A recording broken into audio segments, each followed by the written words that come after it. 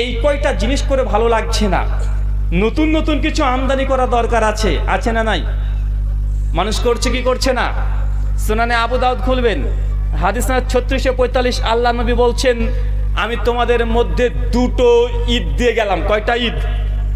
আল্লাহ নবী বলছেন, জাহিলিয়াতের যুগে যতগুলো ঈদ ছিল, যতদিন ঈদ ছিল, সমস্ত ঈদকে আমি আল্লাহ নবী বাতিল করে দিয়ে দুটো ঈদ তোমাদেরকে দিলাম।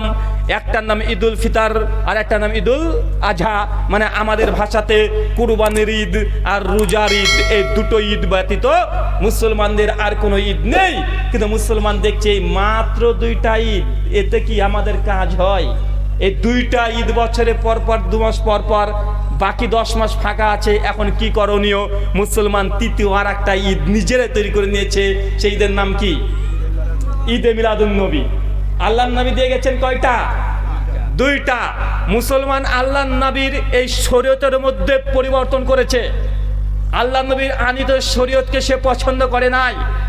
সে মনে করছে না এই দুটো ঈদ দিয়ে আমরা সন্তুষ্ট নয়, এই জন্য তৃতীয় একটা ঈদ আমরাই বানিয়ে নিয়েছি, ঈদে মিলাদুন নবী, তথা আল্লাহ নবীর 12 তারিখে জন্মগ্রহণ করেছে এই দাবি করে সেই দিন উদযাপন করা হয় কি হয় না? এবং নামও দিয়েছি ঈদে মিলাদুন নবী। সকল ঈদের বড় ঈদ ঈদে মিলাদুন নবী। অথচ আল্লাহ নবী মুহাম্মদ সাল্লাল্লাহু আলাইহি ওয়াসাল্লাম তিনি বলছেন, মুসান্নাফ আব্দুর রাজ্জাক হাদিস নাম্বার 7384, আল্লাহ রাসূল বলছেন, লা তাত্তাখিযু ইয়াউমান ঈদা, তোমরা নিজেদের পক্ষ থেকে কোনো দিনকে ঈদের দিন বানিয়ে নিও না। আল্লাহ নবীর স্পষ্ট আদেশ যে আমি যে দুটো ঈদের দিন দিয়ে গেলাম, এই দুটো ঈদের দিন ব্যতীত কোনো দিনকে যেন তোমরা নির্দিষ্ট করে ঈদের দিন বানায়ও না। কিন্তু আমরা আল্লাহ নবীর কথাকে উপেক্ষা করে বানিয়েছি কি বানাইনি? কথা বলেন। আমরা তৃতীয় দিন একটা নিজেরাই বানিয়ে নিয়েছি। এর জন্য কত যুক্তি, কত রকমের মানুষের অভিযোগ। বলছে আল্লাহ নবীর জন্মদিবস পালন করছি, ক্ষতি কি? নবীরই তো জন্মদিবস পালন করছি, তার মানে কি নবীকে আমরা ভালোবাসি না? এই অজুহাত দেখে আল্লাহ নবীর জন্মদিবস পালন করছে। অথচ এটা ইসলামী আকীদা বা বিশ্বাস নয়।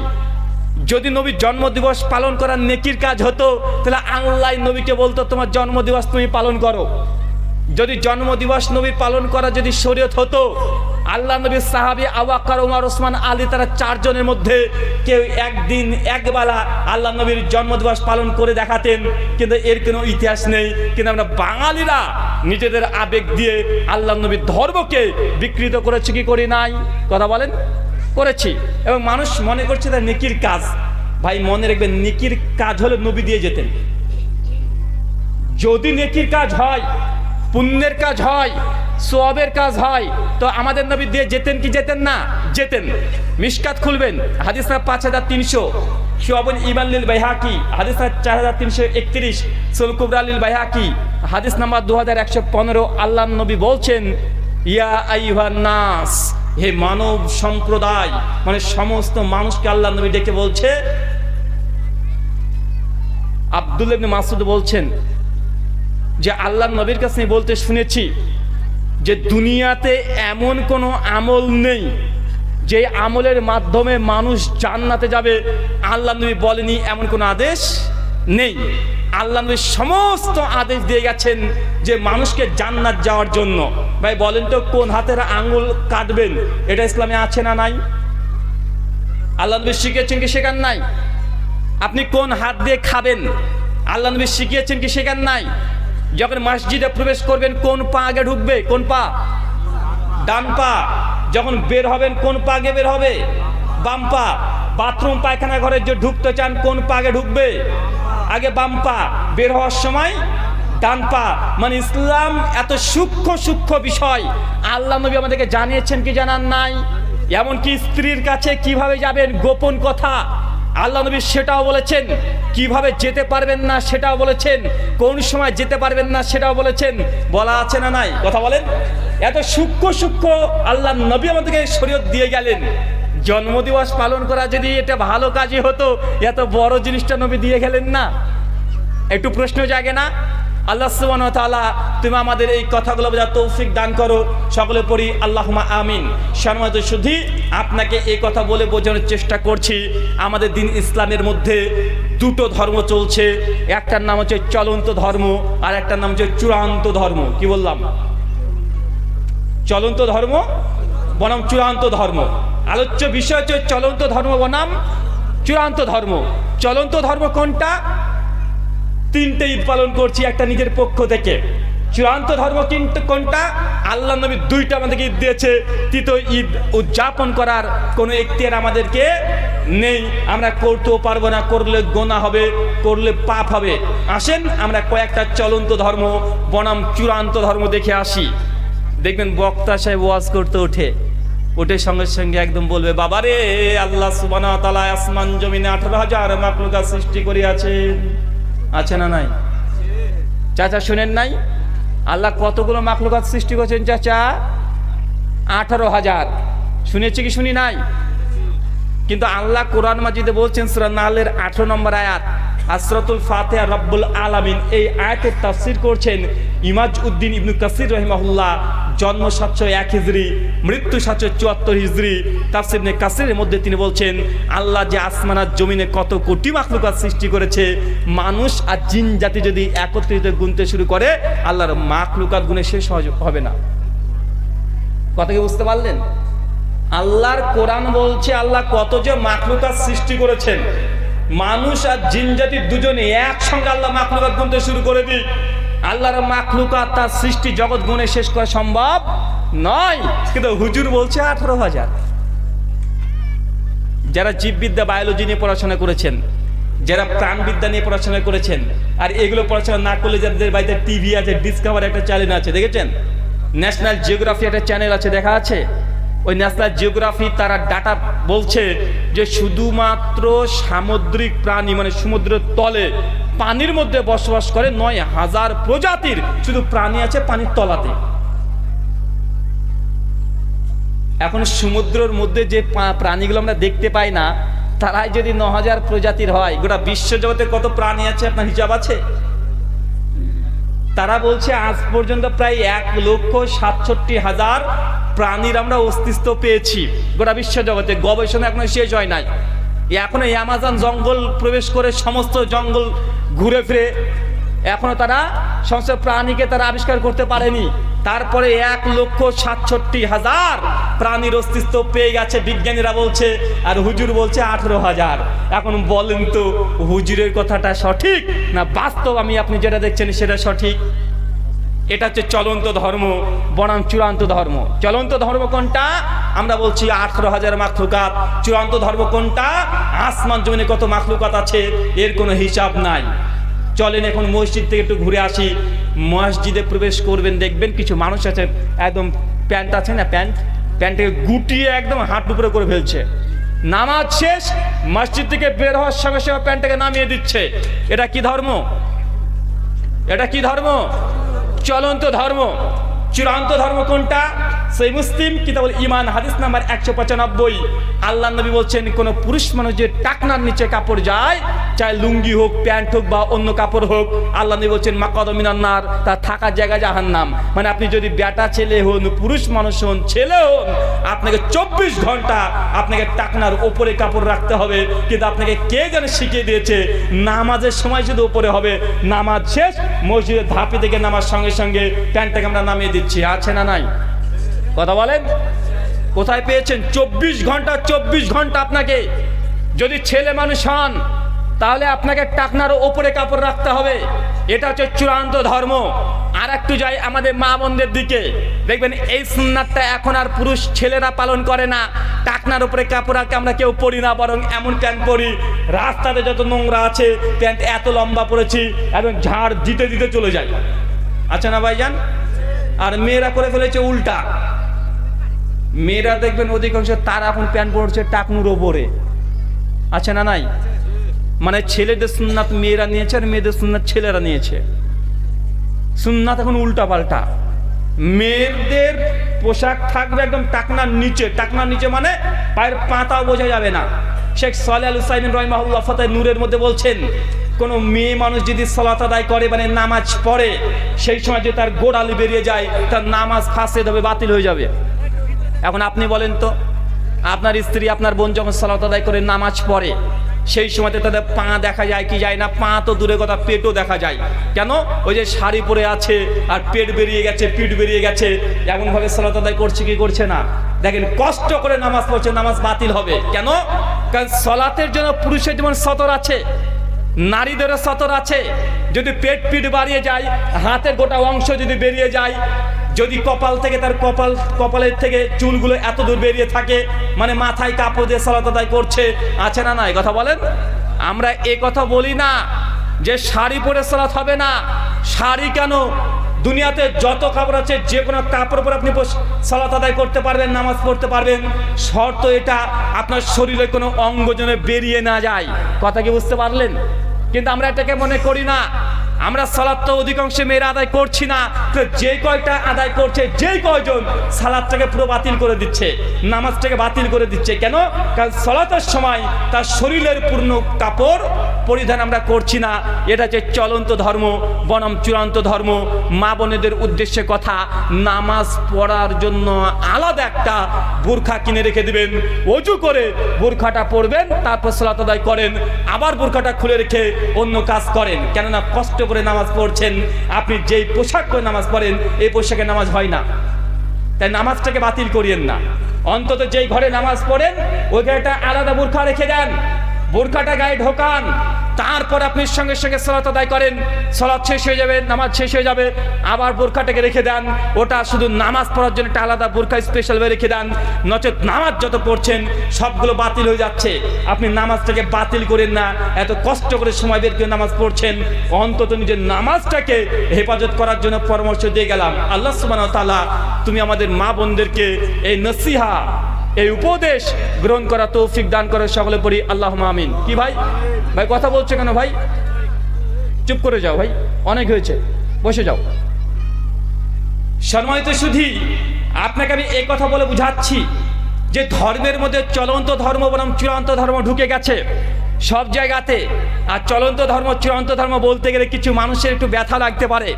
কিছুদিন আগে আমরা রমজান মাসকে অতিবাহিত করলাম, পূর্ণ 30টা দিন আমরা সিয়াম পালন করলাম। যদি এবার 29টা, তাহলে আল্লাহর খাতায় 30-এর নেকি পাবো কি পাবো না? পেয়ে যাবো না ভাইজান? রমজানে রোজা পালন করেছি। সহিহুল বুখারী কিতাবুস সিয়াম হাদিস নাম্বার 1903, আল্লাহ নবী বলছেন, কোন ব্যক্তি, রোজাদার ব্যক্তি রোজা আছে, মিথ্যা কথা বলেছে, রোজা বাতিল। এখন বলেন 30টা রোজা কার কার 30 রোজা হয়েছে? কথা বলেন তো ভাইজান। রোজা রেখেছেন, মিথ্যা কথা বলেছেন, আপনার রোজা কি? ও রোজা আল্লাহ নিবেন না। আল্লাহ বলেছে তোর কাছে রেখে দে বেটা, তুমি রোজা আসছো আবার মিথ্যা কথা বলেছো, রোজাটা তোমার কাছে রেখে দাও, আল্লাহ মৃত্যুকে রোজা নেবে না। কিন্তু আল্লাহ সুবহানাহু ওয়া তাআলা তিনি রহমান, তিনি চান না বান্দার আমলগুলো নষ্ট হয়ে যাক। এই জন্য আল্লাহ সুবহানাহু ওয়া তাআলা আমাদের উপরে ইহসান করেছেন, আল্লাহ দয়া দেখেছেন। কিভাবে? সুনানে আবু দাউদ কিতাবুস সিয়াম হাদিস নাম্বার 1371, আল্লাহ নবী বলছেন, রমজান মাস যখন শেষ হয়ে যাবে, শাওয়াল মাসের চাঁদ দেখা যাবে, মানে ঈদের চাঁদ দেখা যাবে, সঙ্গে সঙ্গে তোমরা ফিতরা বের করো এক সা। কি দিয়ে? কথা বলেন। আতম, খাদ্যদ্রব্য দিয়ে। কেন বের করব? আল্লাহ নবী বলছেন ফিতরাকে ফরজ করা হয়েছে দুটো উদ্দেশ্য। এক, রমজান মাসে আমরা পূর্ণ রমজানের সিয়াম পালন করেছি, আর এই রোজার মধ্যে যদি কোনো ত্রুটি বিচ্যুতি হয়ে যায়, ত্রুটি বিচ্যুতি মানে রোজা আছেন মিথ্যা কথা বলেছেন, এটা রোজার ত্রুটি। রোজা আছেন প্রতারণা করেছেন, এটা রোজার ত্রুটি। রোজা আছেন দাড়ি বাটখারাতে কম দিয়েছেন, এটা ত্রুটি। রোজা আছেন বাপ মার সঙ্গে নোংরা আচরণ ব্যবহার করেছেন, ত্রুটি। রোজা আছেন প্রতিবেশীর হক মেরে খেয়েছেন, এটা রোজার ত্রুটি। রোজা আছেন গীবত করেছেন, পরনিন্দা পরচর্চা চুগলখড়ি করেছেন, এটা রোজার ত্রুটি। রোজা আছেন মোবাইলে নেকেট সিনেমা দেখেছেন, এটা ত্রুটি। রোজা আছেন গান শুনছেন, রোজা আছেন যাবতীয় হারাম সম্পর্কের সঙ্গে এখনো যুক্ত আছেন। আপনার যে হারাম রিলেশন আছে, মানে প্রেম ভালোবাসার সম্পর্ক আছে, সারা দিন আপনার চলছে, এগুলো হচ্ছে রোজার ত্রুটি। আল্লাহ সুবহানাহু ওয়া তাআলা চাচ্ছেন বান্দার জন্য রোজার ত্রুটির কারণে গোটা রোজাটা বাতিল না হয়ে যায়, এই জন্য ফিতরাকে ফরজ করা হয়েছে তম তথা খাদ্যদ্রব্য দিয়ে। এক, কেউ যদি রমজানের রোজা রাখার পরে ফিতরা দেয়, তার রোজার এই ত্রুটিগুলো এই ফিতরা পূর্ণ করে দিবে, মানে রোজাটাকে কমপ্লিট করে দেয়, পরিপূরক করে দেয়, সম্পূর্ণ করে দেয়। রোজাতের ঘাটতি হলে ফিতরাটা পূর্ণ করে দেয়। কে পূর্ণ করে? কথা বলেন ভাইজান। তার মানে আমরা কি বুঝলাম? ফিতরার উদ্দেশ্য কি? ফিতরার প্রথম এবং প্রধান উদ্দেশ্য কি? আপনি যে রোজা রেখেছেন, এই রোজার যদি কোনো ঘাটতি থাকে, ঘাটতিকে পূর্ণ করা। কি বললাম? এর রোজার ঘাটতিকে পূর্ণ করা, মানে ফিতরার মুখ্য উদ্দেশ্য আপনার সিয়ামটাকে পূর্ণ করা। মানে যদি কোনো ত্রুটি থাকে, আপনি বাঁচলে আপনার বাপের নাম, এই জন্য রোজার পরে ফিতরাটাকে ফরজ করে দেওয়া হয়েছে। কি দিয়ে করা হয়েছে? আতম, খাদ্য দ্রব্য দিয়ে। একটা ছোট্ট প্রশ্ন ভাইজান বলেন, রোজা থাকা অবস্থায় আমরা কি থেকে দূরে থাকি, খাদ্য না টাকা? টাকা থেকে দূরে থাকেন না কেউ? আল্লাহ কি বলেছেন রোজা অবস্থায় টাকা ইনকাম করা যাবে না? কথা বলেন। বলেছে? বলেনি। কি বলেছে? খাবার থেকে দূরে থাকো। মানে সিয়ামের উদ্দেশ্যে খাবার থেকে দূরে থাকা। আমরা খাবার থেকে দূরে থাকি। আর সিয়াম, রোজার ঘাটতির পরিপূরক কে? ফিতরা। তেমন ফিতরা কি দিয়ে দিতে হবে? কি বুঝলেন? কি থেকে দূরে থেকে? টাকা না খাদ্য? খাদ্য থেকে। তাহলে যুক্তি কথা বলছে এই হাদিসের আলোকে আমাদের খাবার দেওয়াটাই কি? কথা বলেন। খাবার দেওয়াটাই এটাই উত্তম, এটাই সুন্নাত, এটা ইসলামের বিধান, এটাই চূড়ান্ত ধর্ম। কিন্তু কোথা থেকে আমরা টাকা দিচ্ছি কি দিচ্ছি না? কথা বলেন। আমি এই কথা বলছি না যে টাকা দিলে ফিতরা বাতিল হয়ে যাবে। তবে ইসলামের বিধান হচ্ছে খাদ্য দিয়ে ফিতরা আদায় করতে হবে। এটাই নবী সুন্নাত, এটাই চূড়ান্ত ধর্ম। কিন্তু আমরা এখানে পরিবর্তন করেছি কি করি নাই? কথা বলেন। একজন মেয়ে মানুষে প্রেগনেন্ট অবস্থায় আছে, তার বাচ্চা কোলের দুধ খাচ্ছে, এখন এই মেয়েটা সিয়াম রাখতে পারছে না, রোজা রাখতে পারছে না। এর জন্য ইসলামের বিধান কি? কথা বলেন। ফিদিয়া দিতে হবে। ফিদিয়া আল্লাহ সুবহানাহু ওয়া তাআলা কোরআন মাজিদ সূরা বাকারা 187 নম্বর আয়াতে বলে দিয়েছে। এখন ফিদিয়া আমরা কি দিই? টাকা না খাবার? কথা বলেন।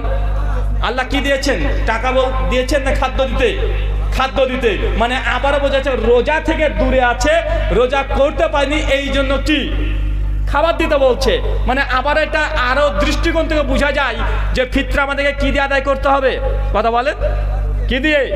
খাবার দিয়ে। কিন্তু আমাদের যুক্তি চলে এসেছে এখন, অনেক যুক্তি দিয়ে আমরা এখন বোঝাতে চেষ্টা করছি সেই যুগে খাবার দিয়েছে ভালো কথা, কিন্তু এ যুগে খাবার দিলে চলবে না, এ যুগে টাকা দিতে পারলে বেশি ভালো হয়। তবে মনে রাখবেন, খাদ্য দেওয়া এটা নবীর সুন্নাত, এর মধ্যে বরকত আছে, এর মধ্যেই কল্যাণ লুকিয়ে আছে। কেউ টাকা দিলে তার ফিতরা বাতিল হবে এ কথা বলছি না, তবে খাদ্য দেওয়া এটাই নবীর সুন্নাত। কথা বুঝতে পারছেন না ভাইজান? এই যে চলন্ত ধর্ম বনাম চূড়ান্ত ধর্ম, আল্লাহ সুবহানাহু ওয়া তাআলা আমাদেরকে চলন্ত ধর্ম থেকে বেঁচে থাকার তৌফিক দান করো। সকলে পড়ি আল্লাহুম্মা আমিন। সম্মানিত সুধী, চলুন আরো আমরা কিছু চলন্ত ধর্ম দেখে আসি। আমরা যে আহলে হাদিস, আপনারা কি আহলে হাদিস? পাকা না কাঁচা না ডাকর? দাড়ি নাই আবার আহলে হাদিস। কানা ছেলে, নাম আবার নয়ন। নয়ন মানে কি? চোখ। কানা, চোখে দেখতে পায় না, নাম হচ্ছে নয়ন।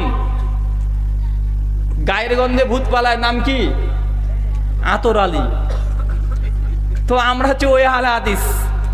নামাজ পড়ি না এক ওয়াক্ত, রোজা রাখি না। রোজা রাখিব না কেন? রোজা রাখি। প্রথম রোজা রেখেছিলাম, শেষেরটা রেখেছিলাম, মাঝে দুটো খুঁটি মেরে দিয়েছি, রোজা আর পড়বে না। এমন রোজাদার ব্যক্তি আছে না নাই? আর হুজুর কি বলেন নামাজ পড়ি না মানে? আরে নামাজ পড়ি তো। জিজ্ঞেস করবেন হুজুরকে নামাজ পড়ি তো কি নামাজ? প্রত্যেক শুক্রবারে নামাজে যাই, আছে না নাই? মানে এরা হচ্ছে শুকুর মুন্সি।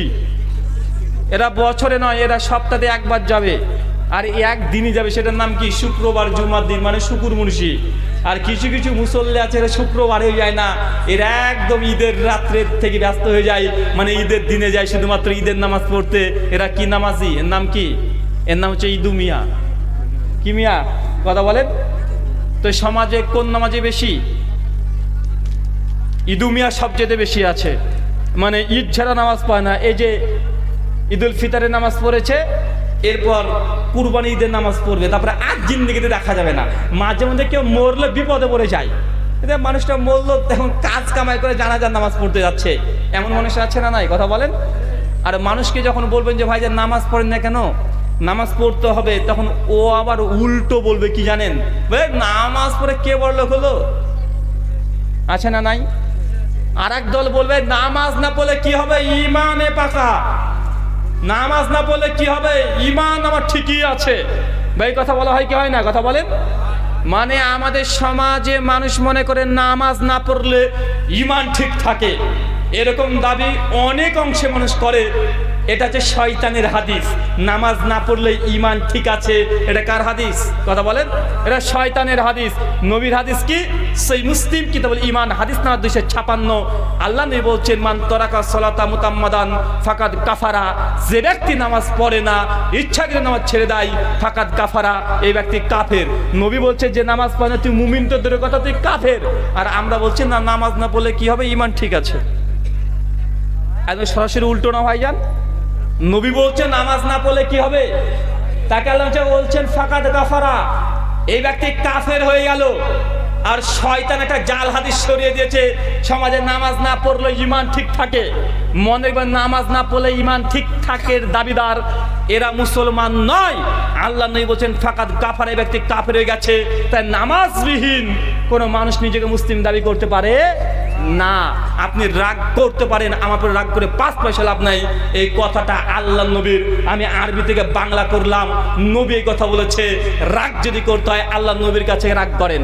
রাগ যদি দেখাতে হয় টাকা খরচ করে মদিনাতে চলে যান, নবীর কবর আছে, ওখানে গিয়ে আল্লাহ নবীর সঙ্গে তর্ক লাগিয়ে দেন। আমাকে বলে লাভ নেই, কারণ আল্লাহ নবী এইভাবে বলছেন বাইনাল আবদে বাইনাল কুফরে তারকুস সালাহ, একজন কাফের আর একজন মুমিনের মধ্যে পার্থক্য নামাজ। মানে কাফের নামাজ পড়ে না, মুসলমান মুমিনরা নামাজ পড়ে। আল্লাহ নবী আপনাকে কাফের বলছে, এখন আমার কি করণীয়? নবী আপনাকে কাফের বলে দিচ্ছেন। কেমন কাফের এর দৃষ্টান্ত দিয়েছে যে কি ধরনের কাফের আপনি। সুনান কুবরা লিন-নাসাই হাদিস নাম্বার 10165, সুনান নাসাই হাদিস নাম্বার 466। আল্লাহ নবী বলছেন যারা সালাত পরিত্যাগ করেছে, নামাজ পড়ে না, এরা কিয়ামতের মাঠে উঠবে 1 নম্বর ফেরাউনের সঙ্গে। মানে আপনার চাচাতো ভাই ফেরাউন, নাম শুনেন নাই ভাই? হামান, এই লোকটার সঙ্গে কিয়ামতের মাঠে আপনি উঠবেন। ফেরাউন, হামান, এইসব লোক সম্পর্কে যদি আপনি না জানেন, এক বাক্যে বায়োডাটা, পৃথিবীর সবচেয়ে খারাপ বদমাশ কোনো লোক যদি থাকে তো এরা হচ্ছে পৃথিবীর সবচেয়ে খারাপ এবং ভয়ঙ্কর বাজে মানুষ। এর নাম হচ্ছে ফেরাউন। আপনি মোদী সরকারকে কি দেখছেন, যোগীকে কি দেখছেন? মোদী যোগী এদের কাছে হচ্ছে একদম শিশু। এই ফেরাউন এত বদমানুষ ছিল যে নিজেকে রব দাবি করেছিল।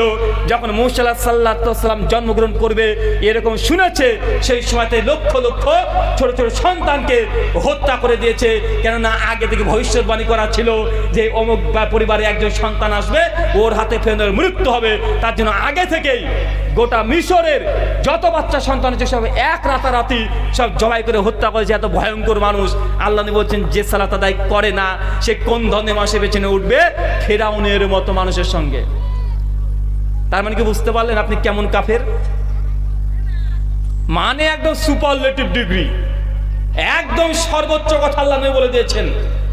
এর পরের হাদিস আল্লাহ নবী বলছেন কিয়ামতের মাঠে বান্দার প্রথম হিসাব কিসের নেওয়া হবে? কথা বলেন। as-সালাত, নামাজের। যার নামাজ পেয়ে আল্লাহ খুশি হয়ে যাবে, এরপর আল্লাহ বলবে আচ্ছা ঠিক আছে তোমার নামাজ তো আমি পেয়ে গেলাম, আসো যাকাত কি দিয়েছো তুমি যাকাতের ফাইল দাও। এরপর বলবে হজ্জের ফাইল দাও, দান সাদাকার ফাইল দাও। মানে নামাজ আছে তো অন্য ফাইল আল্লাহ সুবহানাহু ওয়া তাআলা দেখবেন। নামাজ নেই বলবে তুই পিছে দাঁড়া। মানে নামাজ যদি না থাকে, শেখ সালেহ আল উসাইমিন রাহিমাহুল্লাহ তার বিখ্যাত গ্রন্থ তারকুস সালাহ পৃষ্ঠা নম্বর 26-এ শেখ সালেহ আল উসাইমিন বলছেন যে ব্যক্তি নামাজ পড়ে না এই ব্যক্তি যদি কুরবানি করে এর কুরবানি বাতিল, কুরবানি কবুল হবে না। কেন? নামাজ হচ্ছে কিয়ামতের মাঠে বান্দার প্রথম হিসাব নেওয়া হবে। নামাজ নেই অন্য ইবাদত বাতিল হয়ে যাবে। কেন? কুরবানি করা ফরজ নয়। কুরবানি ফরজ চাচা, কুরবানি ফরজ, কুরবানি ওয়াজিব। ওয়াজিব হানাফি মাযহাবে, আহলে হাদিসের মানহাজ হচ্ছে কুরবানি সুন্নাত।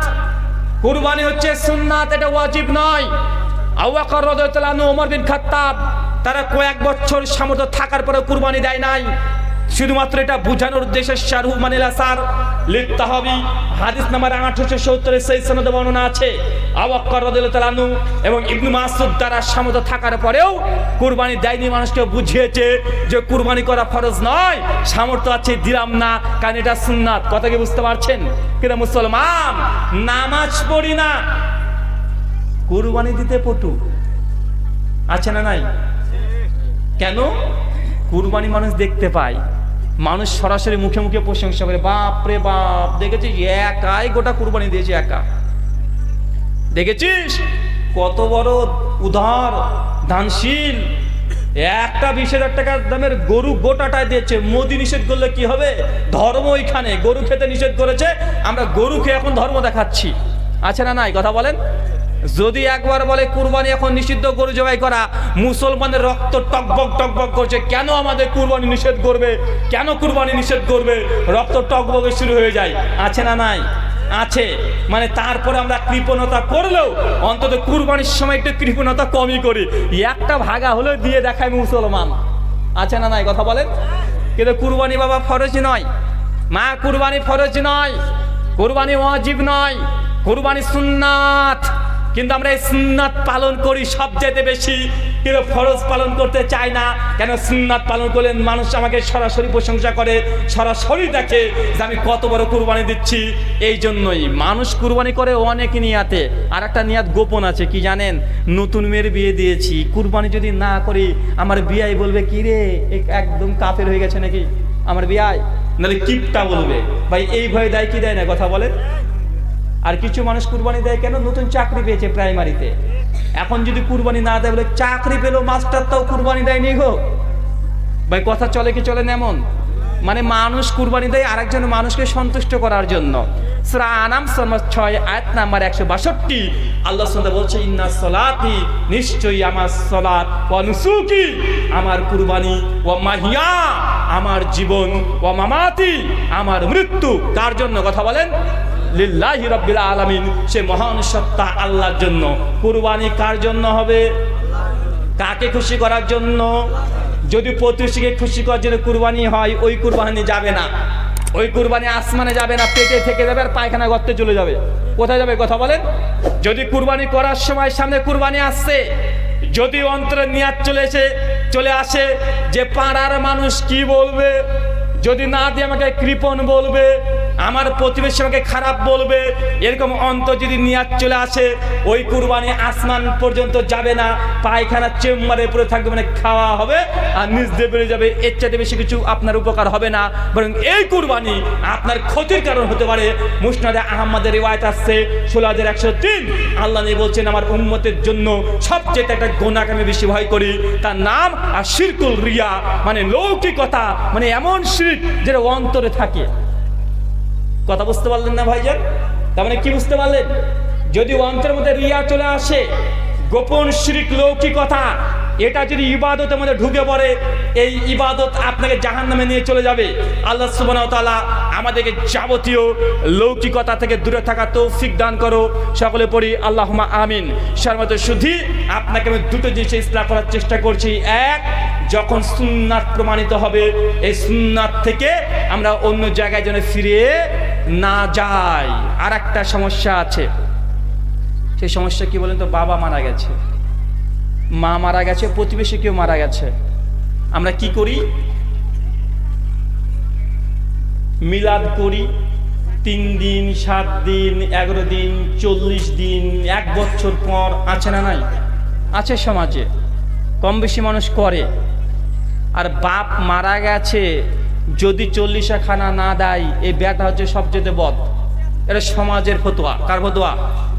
এটা সমাজে ফতোয়া দিয়ে দিয়েছে। কিরে, বাপের জমি খাচ্ছিস, বাপের বাড়িতে আছিস, বাপ মারা গেল তো তুই মানুষকে খাওয়ালিনি?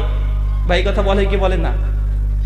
আচ্ছা, আল্লাহ নবী বলছেন, মানুষ যদি মারা যায় সমস্ত আমল বন্ধ হয়ে যায় ইল্লা সালাসা, মাত্র 3টে আমল থাকে।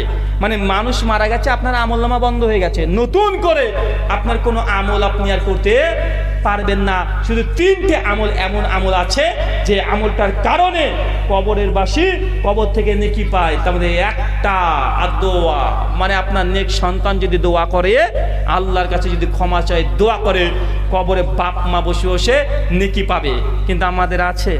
কথা বলেন।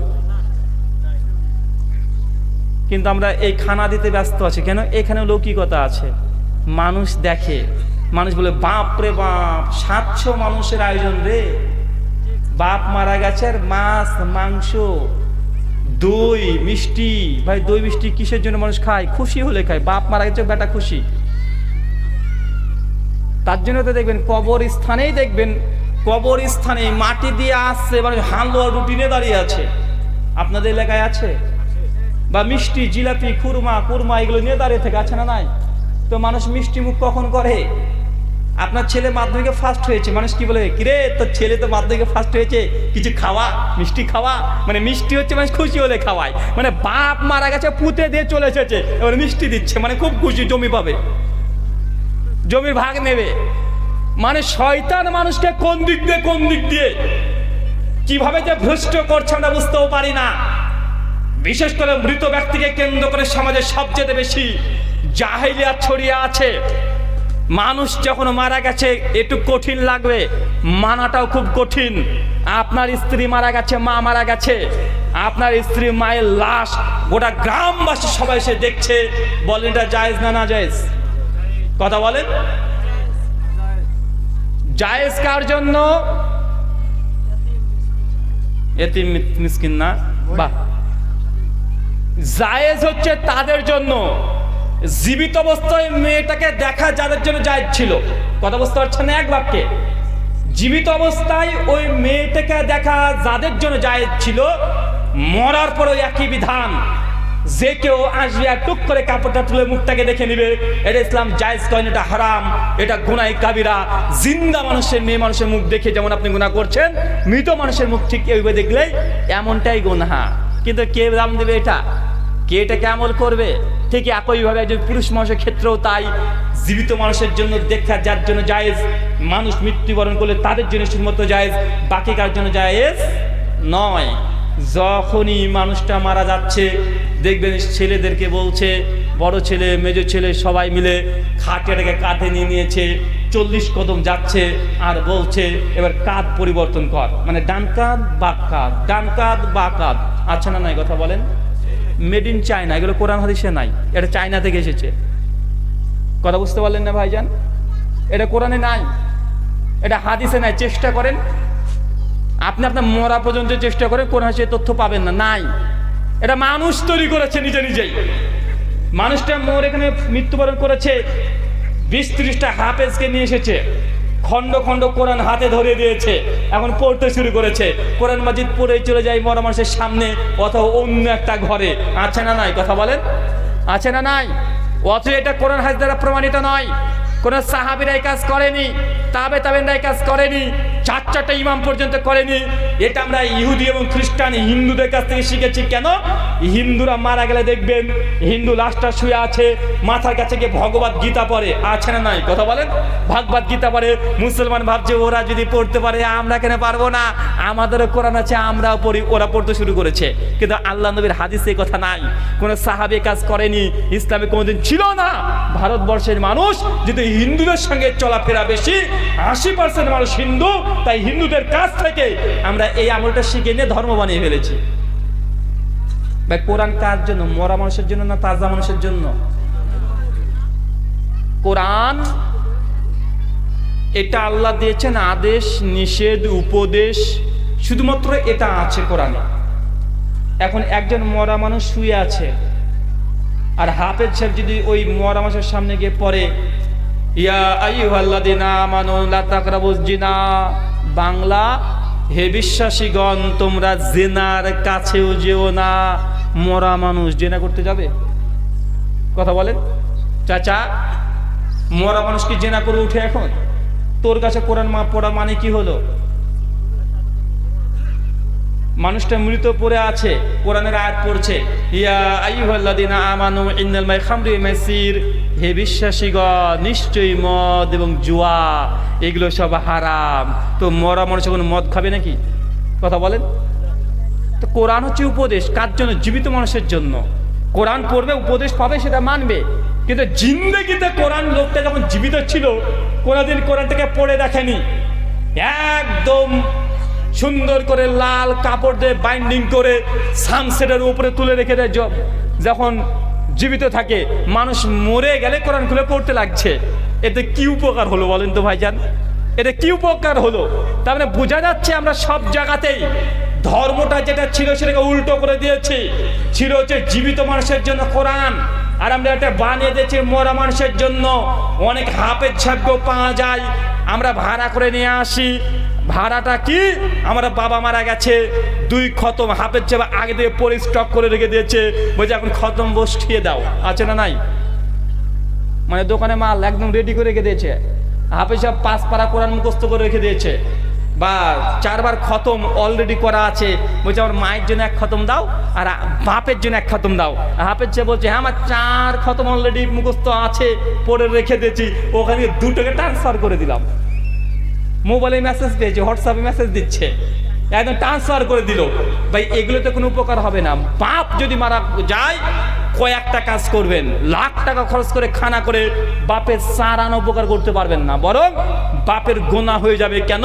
কারণ বাপ আপনি আপনার সন্তানকে ওসিয়ত করে যাননি যে আমার মৃত্যুর পরে কোনো বেদাত কর্ম যেন না হয়, কোনো শিরকি কাণ্ড যেন না হয়। এটা বাপ মাকে যদি বাঁচতে চান, মানুষকে দেখে ধর্ম পালন করে লাভ নেই। সত্যি যদি কবরে আযাব থেকে রক্ষা পেতে চান, সন্তানকে বলে দিবেন প্রথম নসিহা যে বাবা আমি যদি মারা যাই খুব বেশি লেট করবে না, দ্রুত কবরে দেবা। কথা বুঝতে পারছেন? আল্লাহ নবী বলছেন মৃত মানুষকে বেশিক্ষণ কবরের উপরে রাখবে না, নিষিদ্ধ। কেন? নবী 2টো কারণ বলেছে। ওই লোকটা যে জান্নাতি মানুষ হয়, তুমি দুনিয়াতে কেন রাখছো? ও তখন কবরে গেলে জান্নাতে ঢুকবে। কথা বুঝতে পারলেন না? ওই জান্নাতি ব্যক্তি কেন তাকে উপরে রেখেছো? তার সঙ্গে অন্যায় করছো, জুলুম করছো, কবরে দিলেই ফেরেশতা সওয়াল জবাব করবে, ঘুম পাড়িয়ে দিবে, ও জান্নাতের সুখ ঘ্রাণ পাবে। তাই মানুষ মৃত্যুবরণ করলে দীর্ঘক্ষণ রেখে দিতে হবে, ঘন্টার পর ঘন্টা রেখে দিতে হবে, এমনটা নয়। যত দ্রুত পারা যায় তত দ্রুত তাকে দাফন করে দিতে হবে। কেন? এটা তার জন্য কল্যাণ। আপনার আবেগ দিয়ে 5 পয়সা লাভ নেই। বাবা মারা গেছে, মেয়ে আসছে লেট করে, মেয়ে একদম বুক চাপড়ে চাপড়ে কাঁদছে, ও বাপ গো তুমি এই করেছো ওই করেছো, চিল্লাচিল্লি করে কাঁদছে। ওই মেয়ে যত কাঁদবে, যত চোখের পানি ঝরঝর করে ফেলবে, চিৎকার মারবে, বাপ তত বেশি আযাব পাবে। আল্লাহ নবী নিষেধ করেছেন। বলছে মানুষ যদি মৃত্যুবরণ করে তার সামনে বুক চাপড়ে কাঁদা এটা জাহেলি রীতি। যদি কোনো মেয়ে তার বাপের সামনে, কোনো মেয়ে তার মায়ের সামনে এইভাবে মৃত ব্যক্তির সামনে কাঁদে, কাঁদাকাটি করে, চিৎকার মেরে একদম হাউমাউ করে কাঁদে, আছে না নাই? কথা বলেন। ওদের যে কত ডিজাইনের কাঁদা রে ভাই। আর কাঁদা যদি ধরে, আমি দেখেছি, আমার এক পিসিমা আছে হিন্দু, আমাদের প্রতিবেশী ঠিক মতো আমরাই চিনি না, মানে একটু দূরে, প্রায় আমাদের বাড়ি থেকে ধরেন 1000 মিটার দূরে হবে, অর্ধ কিলোমিটার দূর।